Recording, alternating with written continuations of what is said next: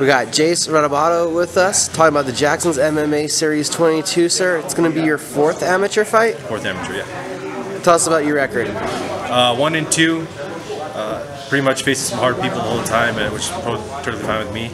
I want to slowly work my way up and then go pro hopefully soon. Like I said, with the bigger guys, you're kind of slim picking, so whoever I can face, record doesn't really matter to me. How long have you been training martial arts for? I'd say about 4 or 5 years. What got you into it? Really UFC in high school. I had a buddy's dad who was pretty into it. We'd watch a couple pay-per-views at his place and good pastime, and then eventually found a gym and started getting at it. UFC in high school, do you remember what the first fight you saw was? Some of the first fights were always going to be the Iceman Chuck Liddell. My personal favorite was probably Andre Arlovsky. He was going at it. He's always an animal. Others like that. It was always, as a kid, you kind of don't remember much, but just some of the great action. And where was that first gym that you started out at? We was out in Tucson. It's called the Tiger's Pit. Me and my buddies were actually kept us out of trouble with the training and just hanging out, working out some cool stuff. Nothing super in detail, but yeah, until I got out of here and I started under Joey at Jackson Series or Jackson's MMA.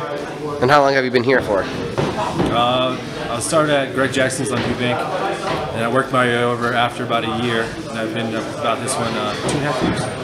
Have you had any smoker experience? Yeah, a couple of smokers. They do a couple of Rio Rancho that were pretty fun, the Joker MMA ones.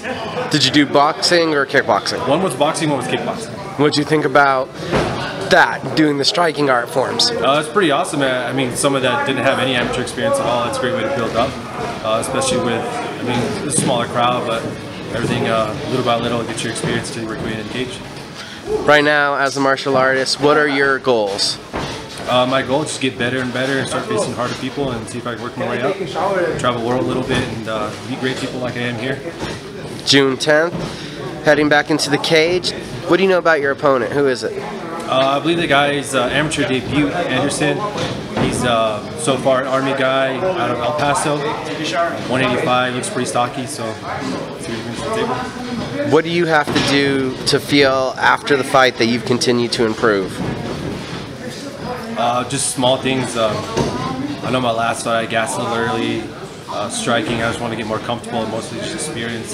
A lot of things are just freezing up and I don't want to do that. I want to be able to flow and just get comfortable. That's when I'm more creative. So, what do you think it's going to take to get that W?